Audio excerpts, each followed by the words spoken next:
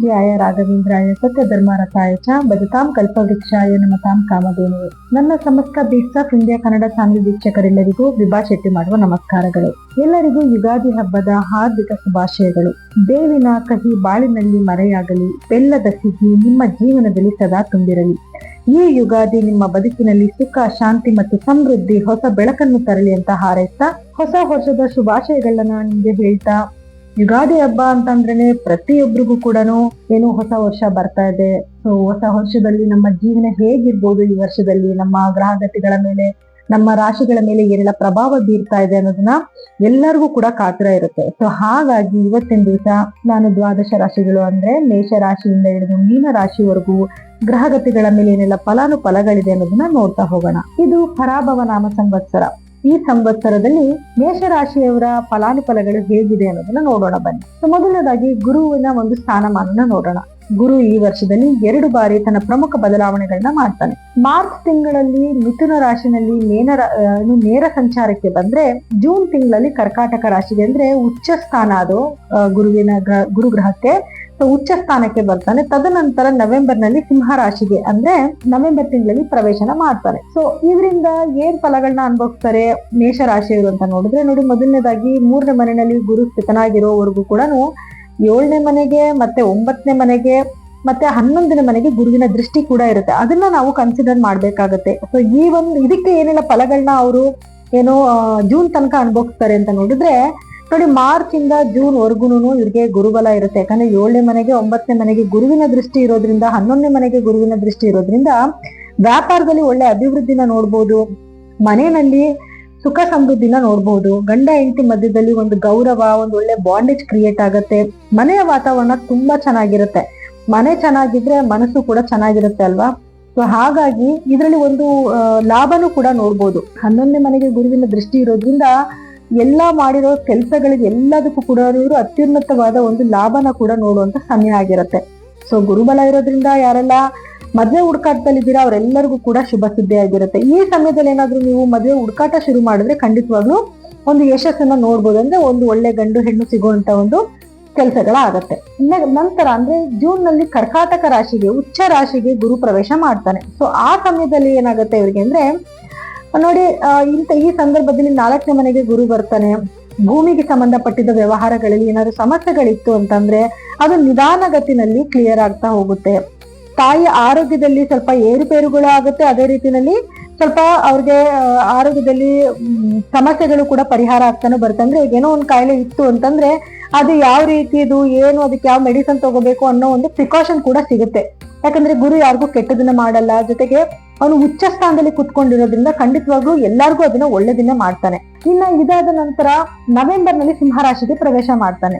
November ನಲ್ಲಿ ಸಿಂಹರಾಶಿಗೆ ಪ್ರವೇಶ ಮಾಡಿದಾಗ ಅದು ಇವ್ರಿಗೆ 5ನೇ ಮನೆ ಆಗತ್ತೆ. ಸೊ 5ನೇ ಮನೆಗೆ ಬಂದಾಗ ಇವ್ರಿಗೆ ಮತ್ತೆ ಗುರುಬಲ ಬರುತ್ತೆ. ಗುರುಬಲ ಬಂದಾಗ ಇವರು ಶುಭ ಕಾರ್ಯಗಳನ್ನ ಮಾಡೋದಾಗಿರ್ಬೋದು, ಮದುವೆ ಕಾರ್ಯಗಳಾಗಿರ್ಬೋದು, ಗೃಹ ಪ್ರವೇಶ ಮಾಡೋದಾಗಿರ್ಬೋದು, ನಾಮಕರಣ ಮಾಡೋದಾಗಿರ್ಬೋದು, ಮನೆಯಲ್ಲಿ ಶುಭ ಕಾರ್ಯಗಳು ನಡೆಯುತ್ತೆ.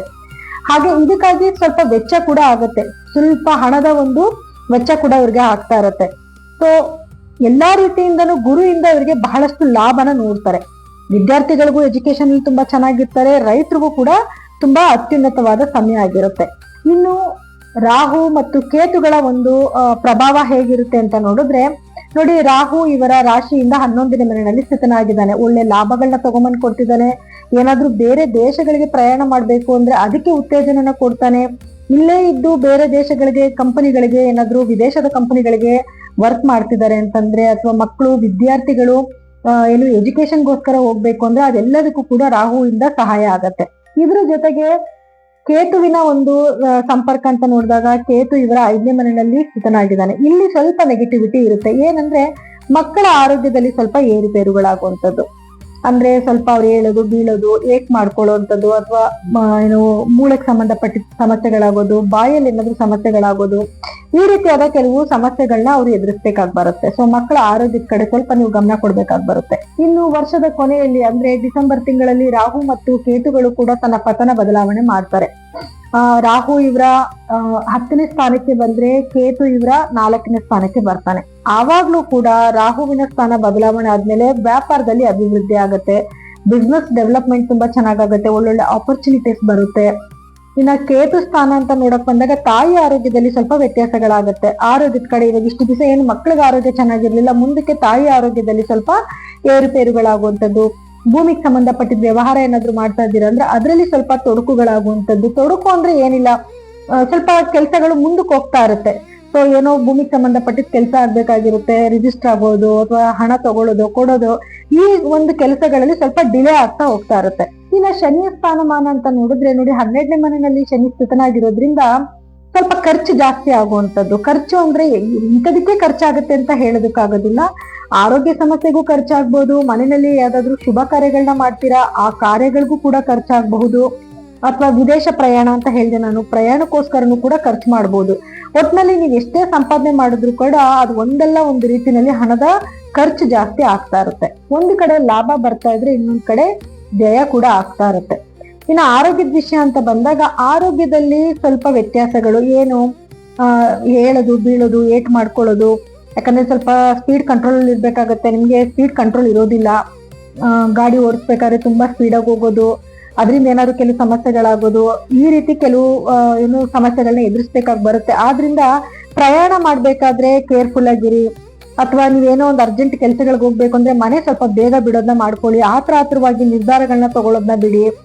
ಮತ್ತೆ ಸ್ವಲ್ಪ ರೆಸ್ಟ್ಲೆಸ್ ಫೀಲ್ ಆಗ್ತೀರಾ, ನಿಮ್ಗಾಗಿ ನೀವು ವಾರದಲ್ಲಿ ಒಂದ್ ದಿವಸನಾದ್ರೂ ಸ್ವಲ್ಪ ರೆಸ್ಟ್ ಮಾಡೋದನ್ನ ರೂಢಿ ಮಾಡ್ಕೊಳ್ಳಿ. ಯಾಕೆ ಅಂತಂದ್ರೆ ಕೆಲಸ ಜಾಸ್ತಿ ಇದೆ, ಕೆಲಸ ಇದ್ದಾಗ ಕೆಲಸ ಕಷ್ಟ ಪಟ್ಬಿಡ್ಬೇಕು, ಕೆಲಸ ಬರುತ್ತೋ ಇರೋದು, ಯಾಕಂದ್ರೆ ನೀವು ಕಷ್ಟ ಪಟ್ಟಿದ್ದೀರಾ. ನೀವು ಏನು ಶನಿ ನಿಮ್ಗೆ 12ನೇ ಮನೆಗೆ ಬರಕ್ಕಿಂತ ಮುಂಚೆ ನೀವು ಬಹಳಷ್ಟು ಕಷ್ಟ ಪಟ್ಟಿದ್ದೀರಾ. ಸೊ ಅದೇ ರೀತಿಯಲ್ಲಿ ಇವಾಗೂನು ಅಷ್ಟೇ ಲಾಭ ಸ್ಥಾನದಲ್ಲಿ ಗ್ರಹಗಳು ಇರೋದ್ರಿಂದ ನೀವು ಲಾಭ ತಗೊಂತಾ ಇದ್ದೀರಾ. ಇದಕ್ ಮುಂಚೆ ನೀವು ಕಷ್ಟಪಟ್ಟಿರೋದ್ರಿಂದ ಇವಾಗ ಅವಕಾಶಗಳು ಸಿಕ್ತಿದೆ, ಇದನ್ನ ನಾವು ಬಿಡಬಾರ್ದು, ಈ ಅವಕಾಶಗಳನ್ನ ನಾವು ಸದುಪಯೋಗ ಪಡಿಸ್ಕೊಬೇಕು ಅನ್ನೋದಕ್ಕೋಸ್ಕರ ತುಂಬಾ ಕಷ್ಟ ಪಡ್ತಾ ಇರ್ತೀರಾ. ಸೊ ನಿಮಗ್ ನೀವೇ ರೆಸ್ಟ್ ತಗೊಳ್ಳಲ್ಲ. ಆದಷ್ಟು ರೆಸ್ಟ್ ಮಾಡಿದ್ರೆ ಖಂಡಿತವಾಗ್ಲೂ ಆರೋಗ್ಯದಲ್ಲಿ ಆಗ್ತಿರುವಂತ ಏರುಪೇರುಗಳನ್ನ ನೀವು ಬದಲಾವಣೆ ಮಾಡಬಹುದು. ಆದ್ರೂ ಪರಿಹಾರವಾಗಿ ಏನ್ ಮಾಡ್ಕೋಬೇಕು ಅಂತ ನೋಡಿದ್ರೆ ನೋಡಿ, ಮೊದಲನೇದಾಗಿ ಪ್ರತಿ ದಿನ ನೀವು ಸುಬ್ರಹ್ಮಣ್ಯ ಸ್ವಾಮಿಯ ಒಂದು ಮಂತ್ರಗಳನ್ನ ಕೇಳುವಂಥದ್ದು, ಅಥವಾ ಆಂಜನೇಯನ ಮಂತ್ರಗಳನ್ನ ಕೇಳುವಂಥದ್ದು. ಹನುಮಾನ್ ಚಾಲಿಸನ ಪ್ರತಿದಿನ ಕೇಳಿ. ಮಂಗಳವಾರ ಸುಬ್ರಹ್ಮಣ್ಯ ಸ್ವಾಮಿ ದೇವಸ್ಥಾನಕ್ಕೆ ಹಾಗೂ ಶನಿವಾರ ಆಂಜನೇಯ ಸ್ವಾಮಿ ದೇವಸ್ಥಾನಕ್ಕೆ ಹೋಗಿ ಬನ್ನಿ. ಇದಿಷ್ಟು ರೆಮಿಡಿ ಮಾಡ್ಕೊಂಡ್ರೆ ಖಂಡಿತವಾಗ್ಲೂ ನಿಮ್ಗೆ ಏನೇ ಸಮಸ್ಯೆಗಳು ಬಂದ್ರು ಅದರಿಂದ ಪಾರಾಗ್ಬೋದು. ಇದಾಗಿತ್ತು ಪರಾಭವ ನಾಮ ಸಂವತ್ಸರದ 12 ರಾಶಿಗಳ ಫಲಾನುಫಲಗಳು. ಸೊ ಈ ಫಲಗಳಲ್ಲಿ ನಿಮ್ಗೆ ಏನಾದ್ರೂ ವ್ಯತ್ಯಾಸಗಳು ಕಂಡು ಬರ್ತಿದೆ ಅಂತಂದಾಗ ಖಂಡಿತವಾಗಿ ನಿಮ್ಮ ಜಾತಕನ ಒಮ್ಮೆ ಪರಿಶೀಲನೆ ಮಾಡಿಕೊಳ್ಳಿ. ಯಾಕೆ ಅಂತಂದ್ರೆ ಅದರಲ್ಲಿ ಗ್ರಹಗಳ ಸ್ಥಾನಮಾನ ಬೇರೆ ಆಗಿರುತ್ತೆ, ನಿಮ್ಮ ದಶಾಭುಕ್ತಿ ಬೇರೆ ಆಗಿರುತ್ತೆ, ಇದ್ರ ಮೇಲೆ ಫಲಗಳಲ್ಲಿ ವ್ಯತ್ಯಾಸ ಕೂಡ ಆಗುತ್ತೆ. ಸೊ ಹಾಗಾಗಿ ನೀವೇನಾದ್ರೂ ನಿಮ್ಮ ಜಾತಕಗಳನ್ನ ಪರೀಕ್ಷೆ ಮಾಡಿಸ್ಕೋಬೇಕು ಅಂತಂದ್ರೆ ಕೆಳಗಡೆ ಸ್ಕ್ರೋಲ್ ಆಗ್ತಿರೋಂತ ನಮ್ಮ ನಂಬರ್ಗೆ ಕರೆ ಮಾಡಿ ನಿಮ್ಮ ಜಾತಕಗಳನ್ನ ಪರಿಶೀಲನೆ ಮಾಡಿಸ್ಕೋಬಹುದು. ಸೊ ಎಲ್ಲರಿಗೂ ಕೂಡ ನನ್ನ ಧನ್ಯವಾದಗಳು.